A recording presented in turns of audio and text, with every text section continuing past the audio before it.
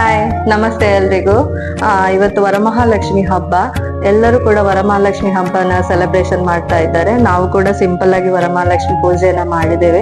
ಎಲ್ರಿಗೂ ವರಮಹಾಲಕ್ಷ್ಮಿ ಹಬ್ಬದ ಶುಭಾಶಯಗಳು.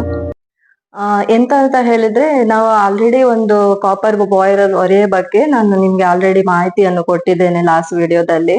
ಸೊ ಅದ್ರ ಬಗ್ಗೆ ನಮ್ಗೆ ತುಂಬಾ ಕಮೆಂಟ್ಸ್ ಕೂಡ ಬಂದಿದೆ. ಸೊ ಈಗ ಅದ್ರ ಬಗ್ಗೆ ಅಂತ ಹೇಳಿದ್ರೆ, ಆಫ್ಟರ್ ಯೂಸೇಜ್ ಅಂದ್ರೆ ಯಾವ ತರ ಅದು ವರ್ಕ್ ಆಗ್ತಾ ಇದೆ ಅಂತ ಹೇಳ್ಬಿಟ್ಟು ಅದ್ರ ಬಗ್ಗೆ ನಾನು ಎರಡು ನಿಮ್ಗೆ ಯೂಸ್ಫುಲ್ ಇನ್ಫಾರ್ಮೇಶನ್ ಅನ್ನು ಕೊಡ್ತಾ ಇದ್ದೇನೆ. ಬನ್ನಿ ನೋಡಿ, ಇದೇ ನಮ್ದು ಬಾಯ್ಲರ್. ನಾ ಆಲ್ರೆಡಿ ಲಾಸ್ಟ್ ವಿಡಿಯೋದಲ್ಲಿ ಇದ್ರದ್ದು ಕನ್ಸ್ಟ್ರಕ್ಷನ್ ಬಗ್ಗೆ, ಯಾವ ತರ ಯೂಸೇಜ್ ಅದ್ರ ಬಗ್ಗೆ ಎಲ್ಲ ಹೇಳಿದ್ದೇನೆ. ಅಂದ್ರೆ ಇವಾಗ ನಾನು ಅಂದ್ರೆ ಈಗ ಸುಮಾರು ಟೈಮ್ ಆಯ್ತಲ್ಲ ಯೂಸ್ ಮಾಡಿ. ಸೊ ಅದ್ರದ್ದು ವರ್ತ್ ಹೇಗೆ ಅಂತೇಳಿ, ಆಫ್ಟರ್ ಯೂಸೇಜ್ ಯಾವ ತರ ಇರುತ್ತೆ ಅಂತೇಳಿ ಅದ್ರ ಬಗ್ಗೆ ನಾನು ನಿಮ್ಗೆ ಹೇಳ್ತೇನೆ. ಯಾಕೆಂದ್ರೆ ಇದೀಗ ನಮ್ದು 100 ಲೀಟರ್ ಕಾಪರ್ ಬಾಯ್ಲರ್ ಆಗಿರೋದ್ರಿಂದ ತುಂಬಾ ಕಟ್ಟಿಗೆ ಎಲ್ಲ ಇದ್ರೆ ನಮ್ಗೆ ಪರವಾಗಿಲ್ಲ, ಬಿಸಿ ಮಾಡ್ಲಿಕ್ಕೆ ಈಸಿ ಆಗಿ ಆಗ್ತದೆ. ಬಟ್ ತುಂಬಾ ಸಿಟಿ ಕಡೆಯಲ್ಲೆಲ್ಲ ಆದ್ರೆ ತುಂಬಾ ಕಟ್ಟಿಗೆ ಸ್ವಲ್ಪ ಸಿಗುದು ಕಡಿಮೆ ಅಲ್ವಾ. ಸೊ ಹಾಗಾಗಿ ಇವಾಗ 2-3 ಜನ ಇದ್ರೆ ತುಂಬಾ ಕಟ್ಟಿಗೆ ಬೇಕಾಗ್ತದೆ. ಅಂದ್ರೆ ಬಿಸಿ ಆಗ್ಲಿಕ್ಕೆ ಸ್ವಲ್ಪ ಟೈಮ್ ತಕೊಳ್ತದೆ. ಮತ್ತೆ ನಾವು ಬಿಟ್ಟು ಬಿಟ್ಟು ಒಂದು ದಿನ ಬಿಟ್ಟು ನಾವು ಹಾಕಿದ್ರೆ ಅವಾಗ ಅದು ಕಾಪರ್ ಆಗಿರೋದ್ರಿಂದ ಸ್ವಲ್ಪ ಬಿಸಿ ಆಗ್ಲಿಕ್ಕೆ ತುಂಬಾ ಕಟ್ಟಿಗೆ ತಕೊಳ್ತದೆ. ಸೊ ಕಟ್ಟಿಗೆ ಅಂದ್ರೆ ಈಗ ಹಳ್ಳಿ ಕಡೆಲೆಲ್ಲ ಸುಮಾರು ಕಟ್ಟಿಗೆ ಎಲ್ಲ ಸಿಗ್ತದೆ. ಅವಾಗ ನಮ್ಗೇನು ಇಶ್ಯೂಸ್ ಇಲ್ಲ, ನಮ್ಗೆ ಈಗ ಕಟ್ಟಿಗೆದು ಪ್ರಾಬ್ಲಮ್ ಇಲ್ಲ. ನಾವ್ 2 ದಿನ ಬಿಟ್ಟು ಬಿಸಿ ಮಾಡಿದ್ರು ಕೂಡ ನಮ್ಗೇನು ಇಶ್ಯೂಸ್ ಇಲ್ಲ. ಬಟ್ ಸಿಟಿ ಕಡೆಯಲ್ಲೆಲ್ಲ ಇರುವವರಿಗೆ ಕಟ್ಟಿಗೆ ಅಷ್ಟಾಗಿ ಸ್ಟಾಕೇಜ್ ಇರುದಿಲ್ಲ. ಸೊ ಅವರಿಗೆ ಅಂದ್ರೆ ಇದು ಕಾಪರ್ ಬಾಯ್ಲರ್ ಆಗಿರೋದ್ರಿಂದ ಬಿಸಿ ಆಗ್ಲಿಕ್ಕೆ ಸ್ವಲ್ಪ ಕಷ್ಟ ಅನ್ನಿಸ್ತದೆ. ಅಂದ್ರೆ ತುಂಬಾ ಕಟ್ಟಿಗೆ ಯೂಸೇಜ್ ಆಗ್ತದೆ ಅದಕ್ಕೋಸ್ಕರ. ಮತ್ತೆ ಬಾಯ್ಲರ್ ಬಗ್ಗೆ ಸುಮಾರು ಜನ ನನ್ನ ಹತ್ರ ಇದು ಅಂದ್ರೆ ಲಾಸ್ಟ್ ವಿಡಿಯೋದಲ್ಲಿ ಎಲ್ಲರೂ ಮೆಸೇಜಸ್ ಮಾಡಿದ್ರು, ಯಾವ ತರ ಹೇಗೆ ಕನ್ಸ್ಟ್ರಕ್ಷನ್ ಮಾಡುದಂತ ಹೇಳಿ. ನಾನು ಆಲ್ಮೋಸ್ಟ್ ಎಲ್ರಿಗೂ ಮೆಸೇಜ್ ಇನ್ಫಾರ್ಮೇಶನ್ ಕೊಟ್ಟಿದ್ದೇನೆ. ಮತ್ತೆ ಅಂದ್ರೆ ಅದು ಎಲ್ಲಿ ಅವೈಲೇಬಲ್ ಇರ್ತದೆ, ಎಲ್ಲಿ ಸಿಗ್ತದೆ ಅಂತ ಹೇಳಿ. ಆಕ್ಚುಲಿ ನಾವು ತಕೊಂಡ್ ಬಂದ ತೀರ್ಥಹಳ್ಳಿಯಿಂದ ನಮ್ಗೆ ಸ್ವಲ್ಪ ನಿಯರ್ ಆಗ್ತದೆ. ಮತ್ತೆ ಕನ್ಸ್ಟ್ರಕ್ಟರ್ ಕೂಡ ನಮ್ಮಲ್ಲೇ ಇರುವುದರಿಂದ ಅವರೇ ಯೂಸ್ ಮಾಡಿದ್ರು. ಸೊ ಅದ್ರ ಬಗ್ಗೆ ಕೂಡ ಕೇಳಿದ್ರು, ಕನ್ಸ್ಟ್ರಕ್ಟರ್ ಬಂದಲ್ಲಿ ಮಾಡ್ಲಿಕ್ಕೆ ಆಗ್ತದ ಅಂತ ಹೇಳಿ. ಸೊ ನಮ್ದು ಕುಂದಾಪುರ ಮತ್ತೆ ಉಡುಪಿ ಸೈಡ್ ಹಾಗೆ ಮಂಗಳೂರಿಗೆ ಆದ್ರೆ ಅವರು ಬರ್ತಾರೆ. ಬಟ್ ಬೇರೆ ಕಡೆ ಅಂತ ಹೇಳಿದ್ರೆ ಸ್ವಲ್ಪ ಅವರಿಗೆ ಬರ್ಲಿಕ್ಕೆ ಕೂಡ ದೂರ ಆಗ್ತದೆ ಅಲ್ಲಿ. ಮತ್ತೆ ಇನ್ನೊಂದಂತ ಏನ್ ಹೇಳಿದ್ರೆ, ಅಂದ್ರೆ ನಾವೀಗ ಸುಮಾರು ದಿನ ಯೂಸ್ ಮಾಡಿದ್ವಲ್ಲ. ಸೊ ಅದ್ರ ಪ್ರಕಾರ ನಾನು ಹೇಳುದಾದ್ರೆ, ಈಗ ನೀವು ನಿಮ್ಗೇನು ಮನೆಯಲ್ಲಿ ಕಾಪರ್ ಬಾಯ್ಲರ್ ನಿಮ್ಗೇನು ಹಾಕ್ಬೇಕಂತ ಇದ್ದಲ್ಲಿ 2-3 ಜನ ಇರುದಾದ್ರೆ ನೀವು ಹಾಕುದ್ ಬೇಡ ಅಂತ ಹೇಳಿ ನನ್ನ ಅನಿಸಿಕೆ. ಯಾಕಂತ ಹೇಳಿದ್ರೆ ಅಂದ್ರೆ ಕಾಪರ್ ಬಾಯ್ಲರ್ ಆಗಿರೋದ್ರಿಂದ ಇದು ತುಂಬಾ ಕಟ್ಟಿಗೆ ತಕೊಳ್ತದೆ. ಸೊ ಹಾಗಾಗಿ ಮತ್ತೆ 100 ಲೀಟರ್ ಇದಿರುದಲ್ವಾ. ಸೊ 100 ಲೀಟರ್ ಅದು ಬಿಸಿ ಆಗ್ಲಿಕ್ಕೆ ಸುಮಾರು ಟೈಮ್ ತಕೊಳ್ಳೋದ್ರಿಂದ ಅದು ಅಷ್ಟೇನು ಒಳ್ಳೇದು ಅಲ್ಲ ಅಂತ ಹೇಳಿ. ಅಂದ್ರೆ 2-3 ಜನ ಇರುವುದಾದ್ರೆ ನೀವು ಇದನ್ನು ಹಾಕುದು ಬೇಡ ಅಂತ ಅನಿಸುದು. ಯಾಕಂದ್ರೆ ಈಗ ಸೋಲಾರ್ ಕೂಡ ಇರ್ತದೆ. ಮತ್ತೆ ಇನ್ ಕೇಸ್ ಮಳೆಗಾಲ ಟೈಮ್ ಅಲ್ಲಿ ಗೀಸರ್ ಕೂಡ ನಾವು ಯೂಸ್ ಮಾಡ್ಕೊಳ್ಬಹುದು. 2-3 ಜನ ಇರೋದಾದ್ರೆ ನೀವು ಇದನ್ನು ಸ್ಕಿಪ್ ಮಾಡ್ಕೊಳ್ಳಿ ಅಂತ ಹೇಳಿ.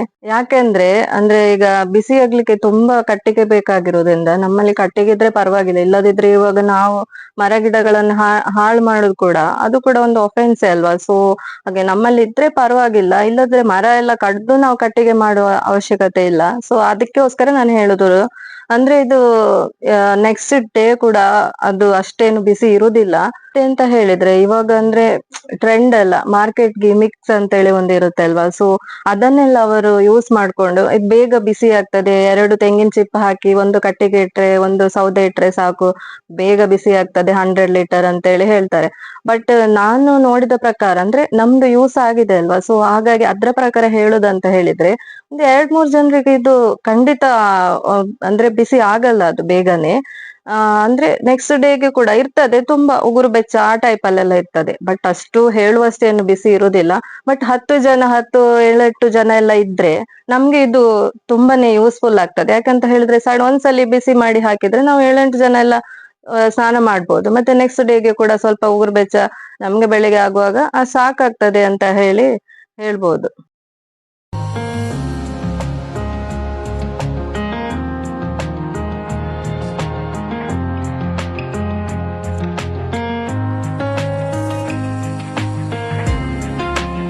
ಇವಾಗ ಸೋಲಾರ್ ಮತ್ತೆ ಕಾಪರ್ ಬಾಯ್ಲರ್ ಕಂಪೇರ್ ಮಾಡಿದ್ರೆ ನನ್ ಪ್ರಕಾರ ನೀವು ಸೋಲಾರ್ಗೆ ಹೋಗುದೇ ಬೆಟರ್. ಯಾಕಂತ ಹೇಳಿದ್ರೆ ಇದು ಬಾಯ್ಲರ್ ಮತ್ತೆ ಸೋಲಾರ್ ಇದ್ದು ಸಹ ಎರಡು ಅಮೌಂಟ್ ಎಲ್ಲ ಉಂಟಲ್ಲ ಮನೆ ಇದ್ರದ್ದು, ಅದು ಎರಡು ಕೂಡ ಒಂದೇ ತರ ಅನಿಸ್ತದೆ. ನೀವು 35 ಇದಕ್ಕೆ ಬಾಯ್ಲರಿಗೂ ಕೂಡ ಎಲ್ಲ ಕನ್ಸ್ಟ್ರಕ್ಷನ್ ವರ್ಕ್ ಎಲ್ಲ ಸೇರಿ 35,000 ಆಗ್ತದೆ. ಈವನ್ ನಮ್ಮ ಸೋಲಾರ್ ಹಾಕುದಾದ್ರೂ ಕೂಡ ಅಷ್ಟೇ ಆಗ್ತದೆ. ಸೊ ಹಾಗಾಗಿ ನನ್ನ ಸಜೆಷನ್ ಅಂತ ಹೇಳಿದ್ರೆ, ನೀವು ಬೆಟರ್ ಟು ಅಂದ್ರೆ ಮನೇಲಿ ಕಡಿಮೆ ಜನ ಇದ್ರೆ ನೀವು better to choice solar only ಅಂತ ಹೇಳಿ.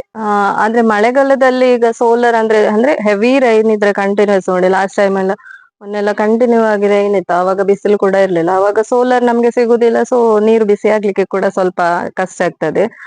ಬಟ್ ಆದ್ರೆ ಕೆಲವರಿಗೆ ಬಾಯ್ಲರೇ ಬೇಕಂತ ಹೇಳಿದ್ರೆ ಸ್ವಲ್ಪ ಕಡಿಮೆ ಲೀಟರ್ ಅಲ್ಲಿ ಬಾಯ್ಲರ್ ಹಾಕೊಂಡು ನೀರ್ ಬಿಸಿ ಮಾಡ್ಲಿಕ್ಕೆ ಕೂಡ ಆಗ್ತದೆ. ಯಾಕೆಂತ ಹೇಳಿದ್ರೆ ಇವಾಗ ಸೋಲಾರ್ಗೆ ಮತ್ತೆ ಅಥವಾ ಗೀಸರ್ ಎಂತಾದ್ರೂ ಒಳ್ಳೆಯದು ಕಂಪೇರ್ ಮಾಡಿದ್ರೆ ಬಾಯ್ಲರ್ ನೀರು ಒಳ್ಳೇದಂದ್ರೆ ಹೆಲ್ದಿ ಆಗಿರ್ತದೆ ಅಂತ ಹೇಳಿ. ಬಟ್ ಮಳೆಗಾಲ ಅಂತೇಳಿ ಸ್ವಲ್ಪ ಬಿಸಿಲು ಬಂದ್ರೆ ಸೋಲಾರ್ ಅಲ್ಲಿ ಆಲ್ಮೋಸ್ಟ್ ನೀರು ಬಿಸಿ ಆಗ್ತದೆ.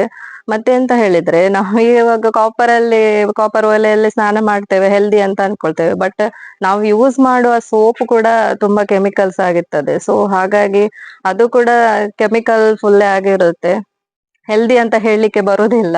ಇವಾಗ ಎಲ್ಲಾನು ಕೂಡ ಕೆಮಿಕಲ್ ಮಯ ಆಗಿದೆ.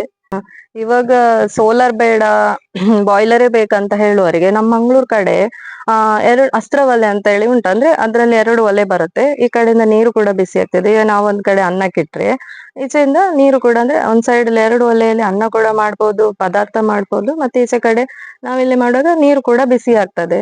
ಸೊ ಅದು ಕೂಡ ಹೆಲ್ದಿ. ಬಟ್ ಅದು ಕಾಪರ್ ಬಾಯ್ಲರ್ ಅಲ್ಲ, ಅದು ಸ್ಟೀಲ್ ಅಲ್ಲಿ. ನಾನು ಕಾಪರ್ ಬರ್ಲಿಲ್ಲ ಇನ್ನು ತನಕ, ಬಟ್ ಅದು ಸ್ಟೀಲ್ ಅವರು ಯೂಸ್ ಮಾಡ್ತಾ ಇದ್ದಾರೆ. ಬಟ್ ಇದು ನಮ್ದು ಕಾಪರ್ ಬಾಯ್ಲರ್ ಹೆಲ್ದಿಗೆ ತುಂಬಾ ಒಳ್ಳೇದಂತೇಳಿ, ಬಟ್ ಕಟ್ಟಿಗೆ ತುಂಬಾ ಜಾಸ್ತಿ ಹೋಗ್ತದೆ ಅಂತ ಹೇಳಿ. ಇದಿಷ್ಟು ಮಾಹಿತಿ ನಮ್ದು ಅಂದ್ರೆ ಕಾಪರ್ ಬಾಯ್ಲರ್ ಆಫ್ಟರ್ ಯೂಸೇಜ್ ಅಂತ, ಅಂದ್ರೆ ಯೂಸ್ ಆದ್ಮೇಲೆ ಯಾವ ತರ ಆಯ್ತು ಅಂತ ಹೇಳಿ ಅದ್ರ ಬಗ್ಗೆ ನಾನು ನಿಮ್ಗೆ ಸಣ್ಣದಾಗಿ ಇನ್ಫಾರ್ಮೇಶನ್ ಕೊಟ್ಟಿದ್ದೇನೆ. ಇದಿಷ್ಟು ಮಾಹಿತಿ ನಿಮ್ಗೆ ಇಷ್ಟ ಆಗಿದೆ ಅಂತ ಅನ್ಕೊಳ್ತೇನೆ. ಮತ್ತೆ ಮುಂದಿನ ವಿಡಿಯೋದಲ್ಲಿ ಸಿಗ್ತೇನೆ. ಅಲ್ಲಿ ತನಕ ಬಾಯ್.